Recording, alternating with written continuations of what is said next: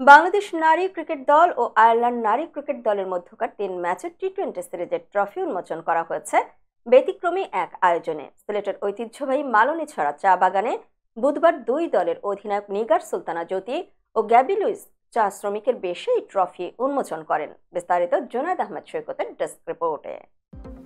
১৭০ বছরের পুরনো এই চা বাগানে আয়োজিত বিশেষ এ অনুষ্ঠানের মাধ্যমে চা শ্রমিকদের প্রতি শ্রদ্ধা জানানো হয়েছে। এই ব্যতিক্রমী আয়োজনে দুই অধিনায়ক চা শ্রমিকদের মতো গামছা মাথায় ও পিঠে চা পাতা বহনের ছুরি নিয়ে দাঁড়ান। তাদের এই ব্যতিক্রমী উপস্থাপনা কেবল ক্রিকেট প্রেমীদের মন জয় করেনি, বরং চা শ্রমিকদের কঠোর পরিশ্রমের গল্প বিশ্ব দরবারে তুলে ধরেছে।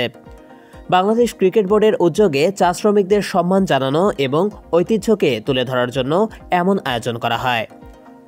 প্রকাশিত ভিডিওতে দেখা যায় আইরিশ অধিনায়ক গ্যাবি লুইসও বাঙালি পোশাক পরে ট্রফি উন্মোচনে অংশ নেন। তাদের ঐতিহ্যবাহী সাজসজ্জা ও চা শ্রমিকদের পরিবেশে ট্রফি উন্মোচন ভক্ত সমর্থকদের মাঝে ব্যাপক আলোড়ন তোলে। এই আয়োজন চা শ্রমিকদের প্রতি একটি মানবিক বার্তা পৌঁছে দিয়েছে।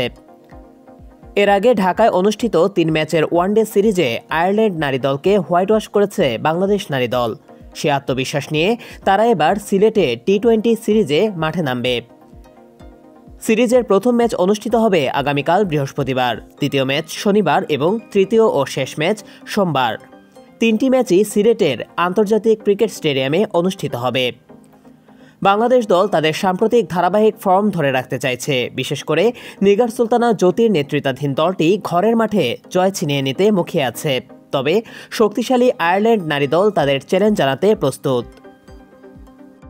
প্রথম 2 টি-20-র জন্য বাংলাদেশের স্কোয়াডে রয়েছেন নিগার সুলতানা জ্যোতি অধিনায়ক, নাহিদা আক্তার, মুর্শিদা খাতুন, দিলারা আক্তার, শারমিন আক্তার সুপ্তা, শোভানা মোস্তারি, স্বর্ণা আক্তার, ঋতুমণি, রাবেয়া, ফাহিমা খাতুন, ফারিয়া ইসলাম তৃষা, জাহানারা আলম, জান্নাতুল ফেরদৌস সুমনা, তাজনাহার, তানজিদা আক্তার মেঘলা। রিজার্ভ খেলোয়াড় হিসেবে রয়েছেন দিশা বিশ্বাস, শামিমা সুলতানা এবং শারমিন সুলতানা। টি-20 সিরিজের মাধ্যমে বাংলাদেশ নারী দল তাদের ধারাবাহিক সাফল্যের ধারা অব্যাহত রাখতে পারে কিনা তা দেখার অপেক্ষায় সবাই।